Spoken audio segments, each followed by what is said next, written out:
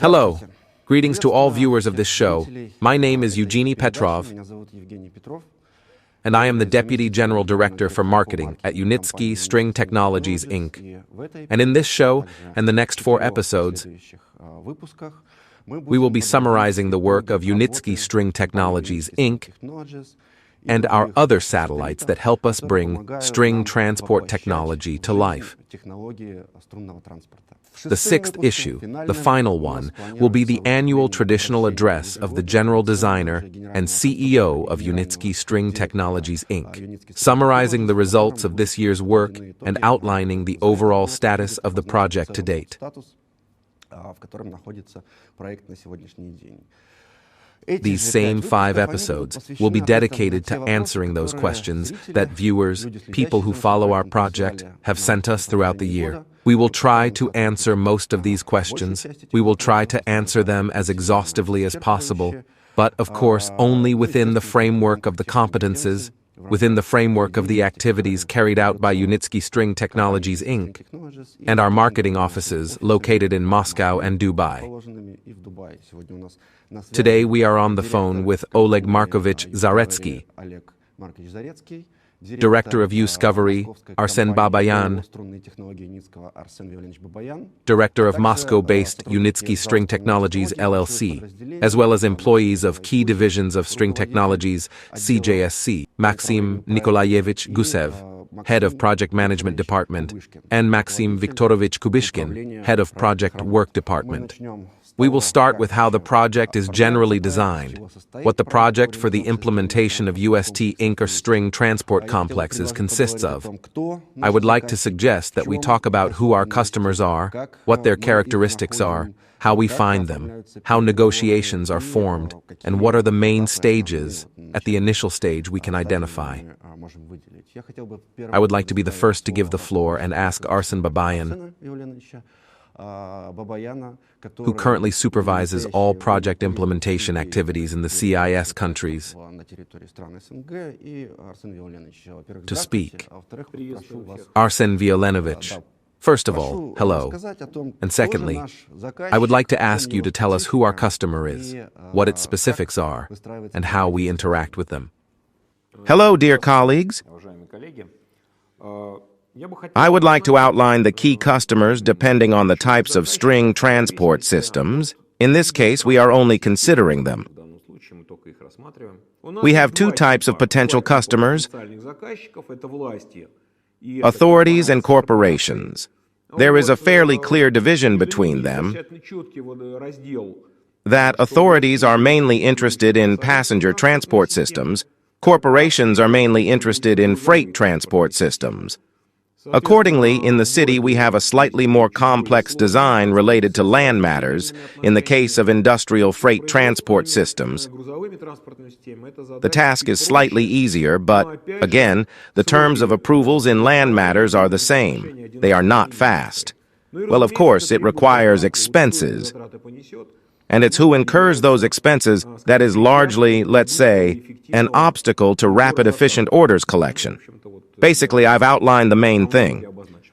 So, in essence, we are talking about the fact that there are corporate customers, and this is mainly big business, and there are customers in the form of municipalities, represented by federal authorities, if we talk, for example, about the Russian Federation. And there's a question that you've outlined that I'd like to highlight. You say that when we come with proposals, when we come with a project, everyone is interested in one way or another in where our solutions have already been implemented. And how do we answer this question, Oleg Markovich? Are you having any conversations right now? The hardest question is for me, isn't it? I thought you were going to ask me for my opinion on projects too. I'll tell you just a little later. First of all, I would like to say that I do not agree with Arsen in everything, of course, because the question is that it is not the fact that freight transport is easier to sell, or it is more profitable. They may be commercially attractive, but we should not forget that they are more expensive. That's firstly, and secondly, they are more difficult to build and design. While our passenger operations are more mature, we have our first operational line in Sharjah.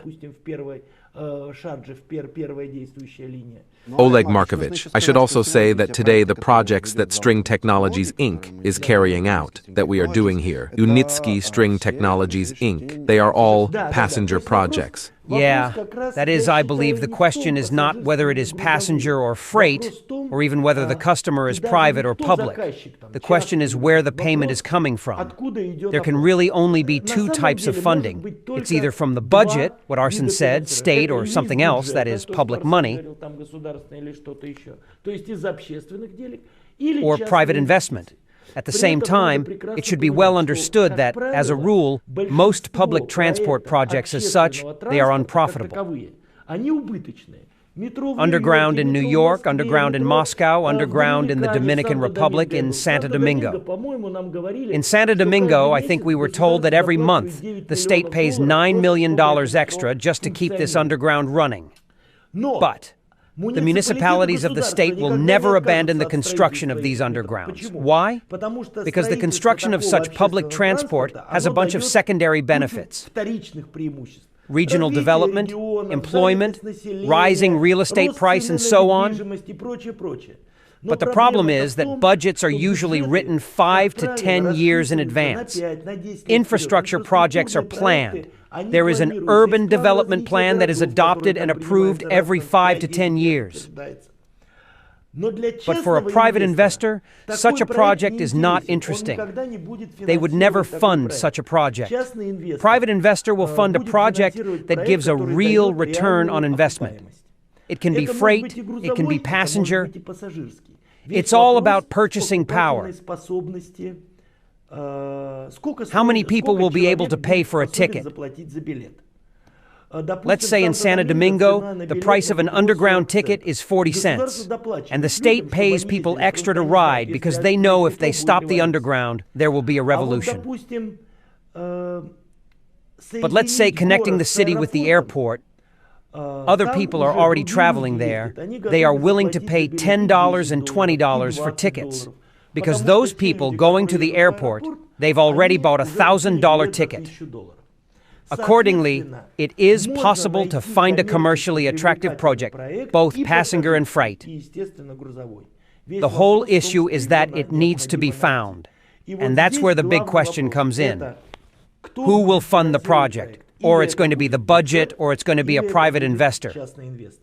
On this basis, I would certainly distinguish between two main areas of work. It's long-term work. It's working with government, working with city planners. There's city development plans, there's architectural plans, and so on and so forth.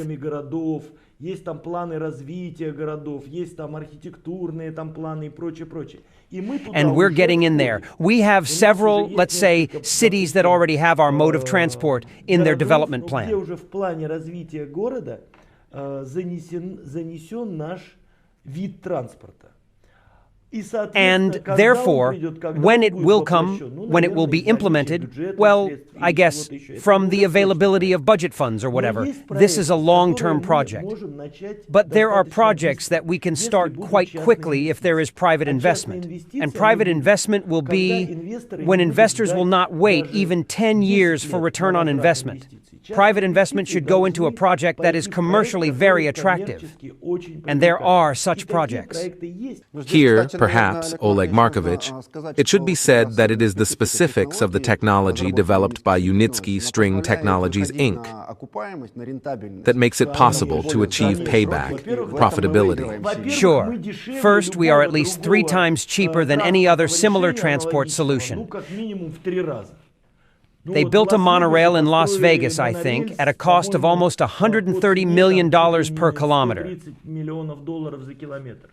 Accordingly, we can provide the same transport solution for $20 to $30 million. But it's still $20 to $30 million. And we should understand, this is America, the cost of the ticket. It's actually quite easy to calculate the payback on a project. We have people, enthusiasts who come from Africa, from South Sudan, and say, here, let's build a 30-kilometer line between 2 cities.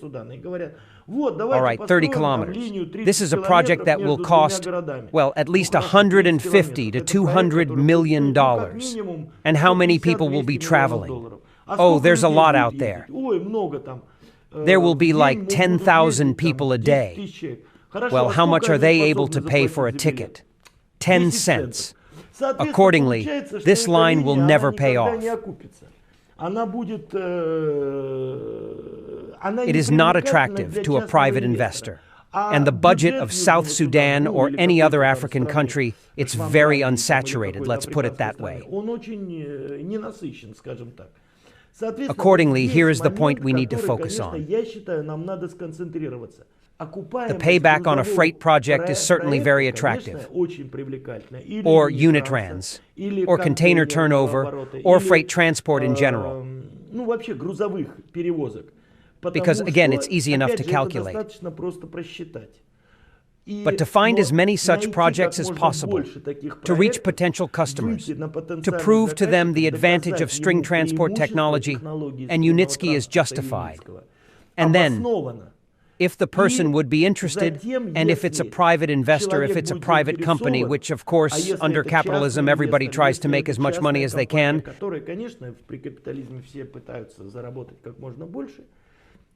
then this is our opportunity here to apply the technology quite quickly. And the answer to the question, I will say, is as follows. When people ask me if we still have a functioning line, I always say that we have. It's a complete misrepresentation that we don't have a functioning line. We have the first line in Sharjah, a passenger line that has been built, which has all the elements of a transport complex, a station, a technical station, a track flyover, vehicles.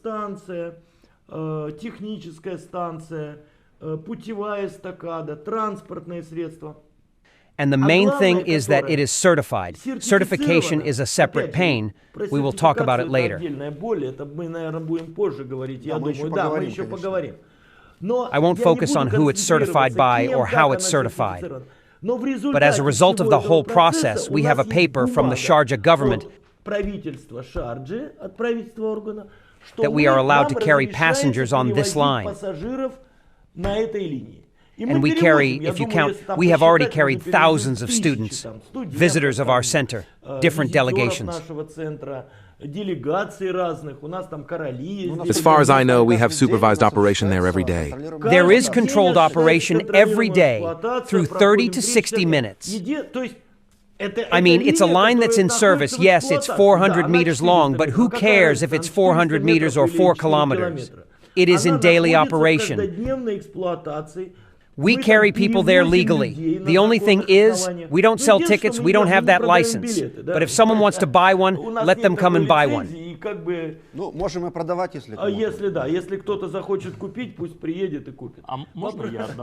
Can I add something? I'd like to say about one of our first projects, which was built back in 2015. And if you come to think on it, when we talk to a client, if you come to think on that number, it's been 8 full years, and it's about to be almost 9. This means that for 9 years our line has been in operation every day. That is, we catch some number of potentials for improvement. But this line is in operation every day. Since it was built in 2015, and you can't talk about the fact that people don't ride there. But you should understand that, to be honest, a person is technically no different from a sandbag. If we put it mildly, either sand or bottled water or whatever, but fully loaded the vehicle, it actually carries out this with a full load. Либо песок, либо воду там в бутылках, либо еще что-то, но полностью пригрузили транспорт, он по факту, да, осуществляет это с полной нагрузкой. Так вот, с полной нагрузкой, with a full load of track structure, of transport, of anything, sometimes we have it tested round the clock. That is continuously, and then once again continuously, and over again. We have been trying for 8 years to find the end of the resource. Our regular lines in commercial projects won't be so heavily used, because they still have time for maintenance. And just this time, 9 years, that is our first line, which is still running. to which you can come to Minsk to see how it works and everything else, and in the fact that it operates well and has shown itself well. Oleg Markovich gave a very good example about the first test site in Sharjah. How much we built it for, Oleg Markovich, don't you remember? I think it took a little over 2 years from implementation to operation. In fact, even considering the 2+ years, there was also COVID.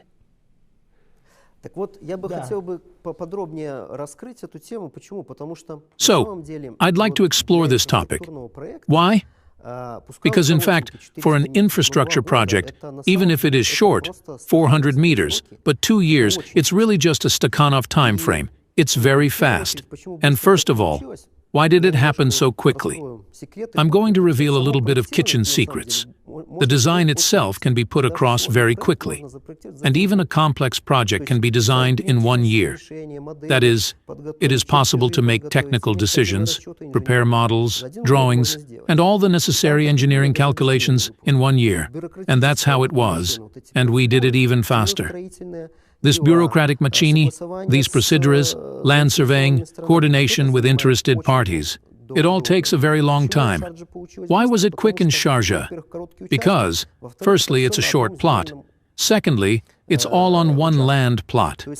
This is the well-coordinated work of the project team, those who were involved in the implementation, the well-coordinated work of the park administration, where this project was implemented.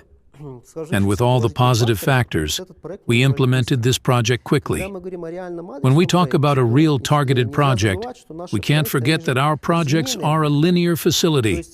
That is, as a rule, a few tens of kilometers, if we are talking about a real track. Therefore, what is the first thing we are confronted with? The primary thing we do as designers is to choose the maximum route, the track. As a rule, at the stage of some pre-project studies, at the stage of feasibility studies, we work out several routes. And at each option, it's usually multiple land users, multiple stakeholders. It could be dozens. We have a project that in Belarus, at the 21st kilometer, which is high speed, there were, I think, 13 land users there. And it needs to be coordinated with everyone. Everyone has their own vision. And it takes years and then more land management moments. So the timescales in which we have implemented the existing projects are very tight. When we talk about a real project, the planning itself, I'm not talking about the actual design, takes years. And only with well-coordinated work, with the interest of the client and the customer, it is possible to meet some tight deadlines. And tight deadlines are 2 or 3 years. And only after 3 years, it is possible to go to the stage of the construction itself. That is, we should understand what an infrastructure project is. I remember Arsen and I were talking, and Arsen said that in our projects, the customer, the interested party, and the wallet don't walk together. They walk separately. And our task in many cases is to bring together the person who will use, let's say, a passenger track, and the person who is willing to pay for the construction and design of that passenger track and then becomes the beneficiary. And as far as the questions that everyone is asking, where we built what, we see that we have something to answer it. And we're pretty convincing. And in general, it is being solved. There is the government, there is a large business corporation, there are land issues that we need to address, and many, many, many more different pieces of this puzzle that we call a project. Nevertheless, can you single out some main stages, Maxim Nikolaevich?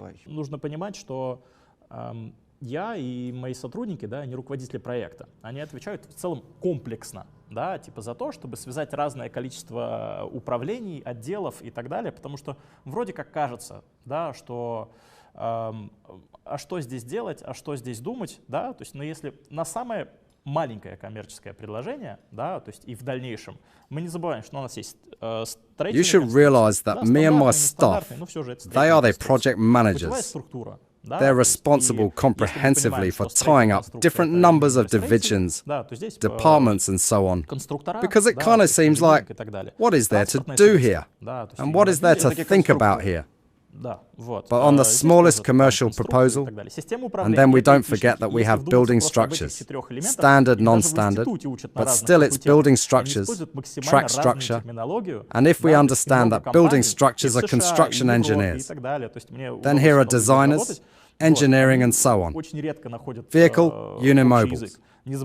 There are constructors here too, and so on.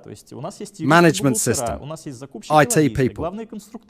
And if you think about just these four elements, even in the institute, they are taught in different faculties. They use the most different terminology.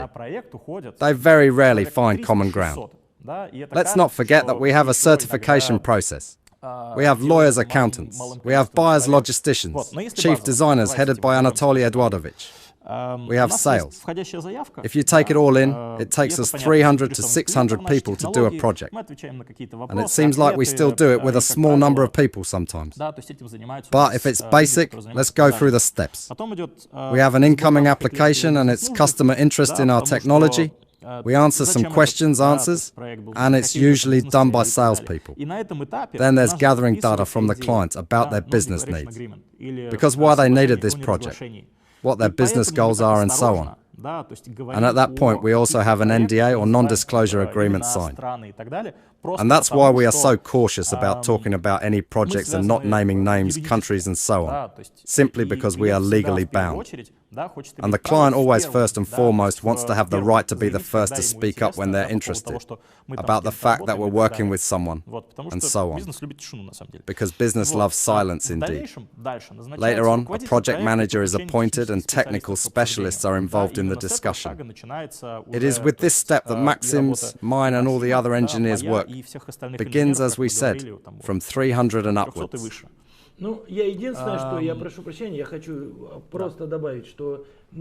The only thing I want to add is that not only do we not disclose where and who we work with, because we have a commitment to our clients,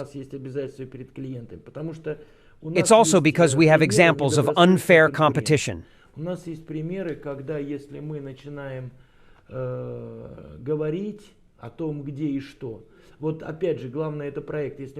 If we find a good project, there are usually already competitors there.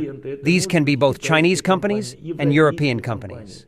And accordingly, as soon as they learn about the existence of some project, they learn about possible payments, they learn about possible commercial benefits, very unhealthy movements begin, which often create huge obstacles.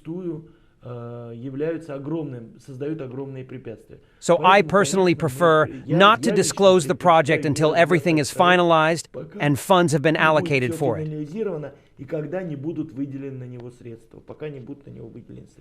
And so I want to say that if no one hears about specific projects, it doesn't mean they don't exist, they do. They are underway, we're just waiting for them to be confirmed, for funds to be allocated for them, and we're doing everything we can to get them as soon as possible. We're going to talk more specifically about the projects that are underway right now, and why we say something and why we don't say something. These are the following topics. Now, Maxim Nikolaevich, you're not finished, are you? We don't say anything at any stage.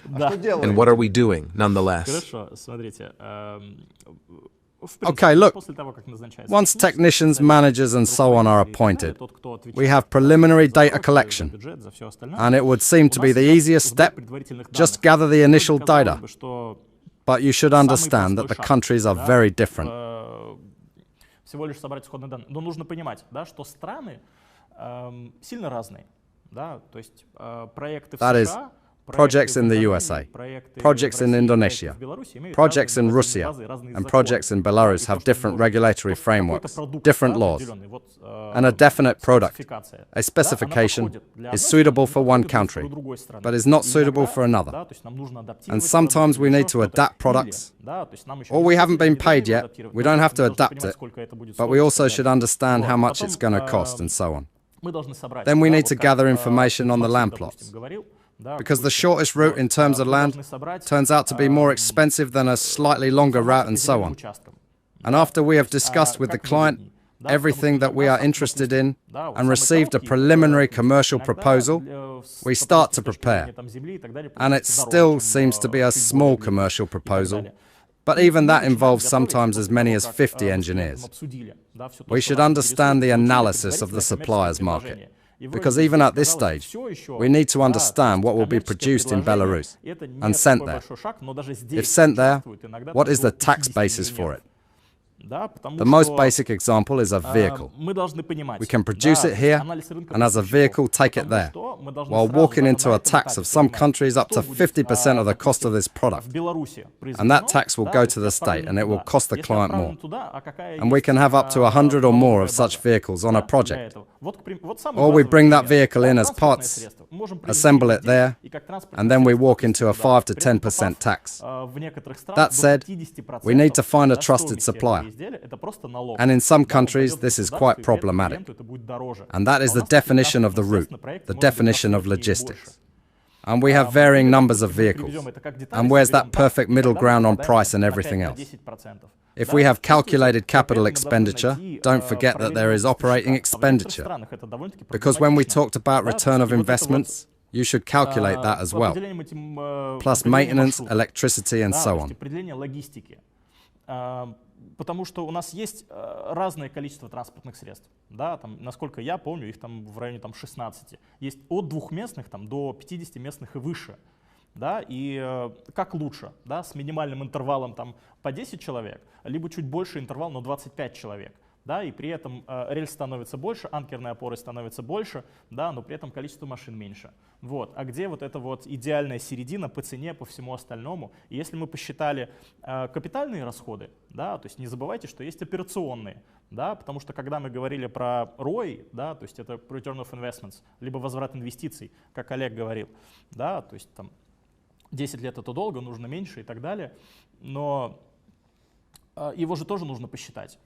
Да, то есть, как обслуживается, как проходит электроэнергия и так далее, и так далее, и так далее. We haven't even reached the stage of preparing project documentation yet.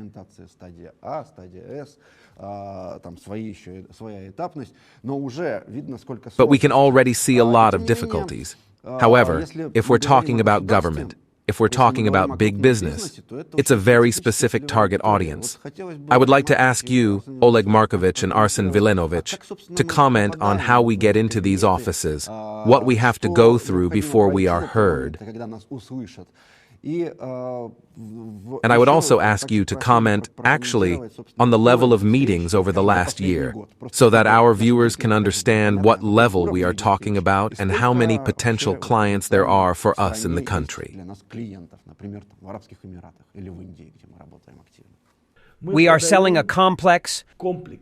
We call it a transport and infrastructure complex.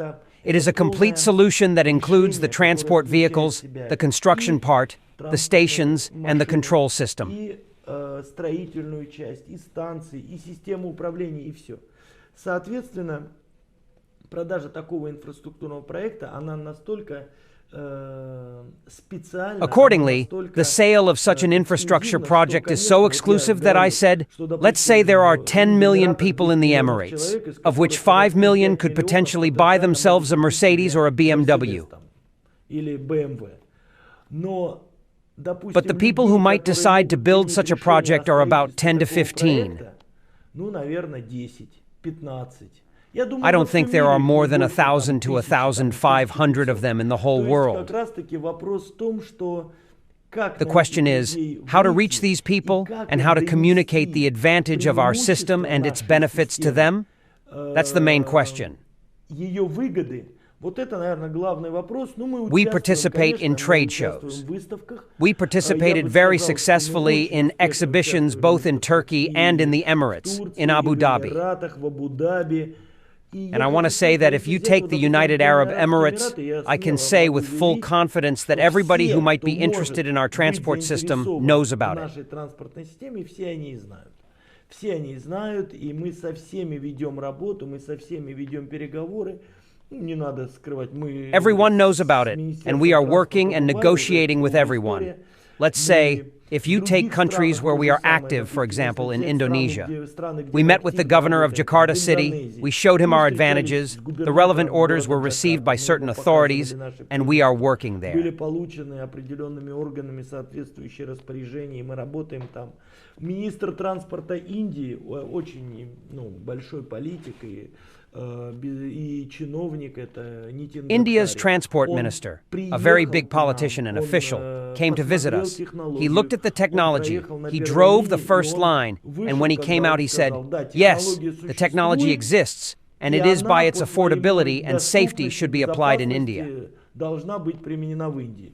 То есть, кто после этого скажет, что у нас, допустим, нет действующей линии? Who will say after this that we don't have a functioning line? It's there. The man drove it and drew certain conclusions. Да, не просто человек, а министр транспорта. То есть мы ему показали эвакуацию людей с помощью аварийного спуска вниз. Мы показали аварийную буксировку. И все эти вопросы, то есть была не просто там проехать туда-обратно, а именно аспект безопасности был поставлен на первое место.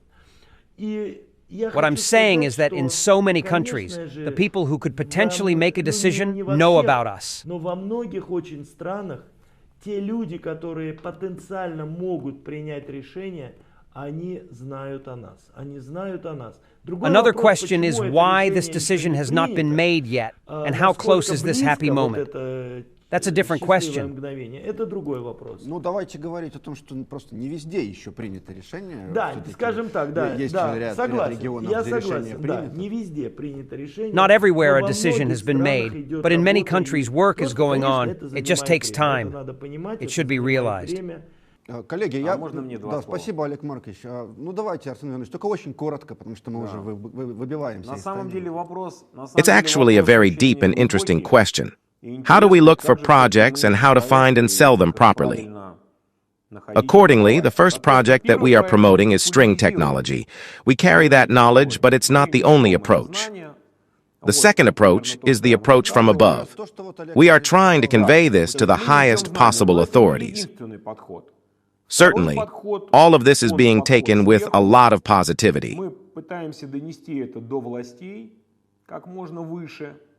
There has not yet been a single governor or major executive who has not praised our transport string systems.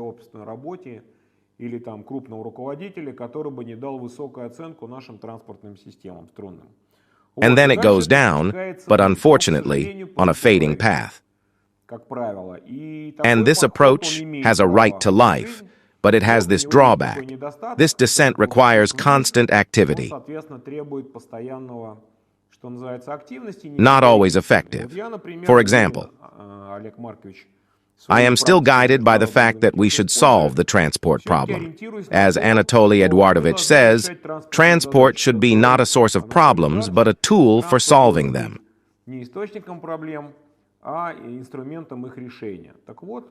So we have a very clear understanding of what transport challenges our passenger systems solve and what challenges our freight systems solve. And in fact, understanding what problem we can solve, and based on that, we look for contacts and come out with proposals. Sometimes it can be very effective. Accordingly, we realize that we off-street transport is an effective solution to the transport problems of metropolises. We come to the region with this targeted, specific technological solution and meet with a positive attitude, and the project really starts to move. We'll talk about that just in our next few releases. I remind you that we have planned at least 5 of them before the end of this year, and the 6th will be a speech and address by Anatoly Yunitsky, General Director and General Designer, summarizing the results of the group's work this year. Thank you, colleagues, for sharing your opinion, your vision of the specifics of the project work. I would just like to summarize that even though our clients are very important people, Это люди очень большое значение, большой вес имеющие в обществе. Тем не менее, мы видим, что двери для нас открыты, и они к нам приезжают. Nevertheless, we see that the doors are open for us, and they come to us, and we are welcomed everywhere, and they know about our technology is accepted, and the next task is to increase the number of projects that we already have in the pipeline today, and to bring our clients, who are not so many, down the very sales funnel, which has its own specifics. We talked about those specifics today, and next time we'll talk about the projects that are currently in the pipeline. Thank you all for your attention. See you later.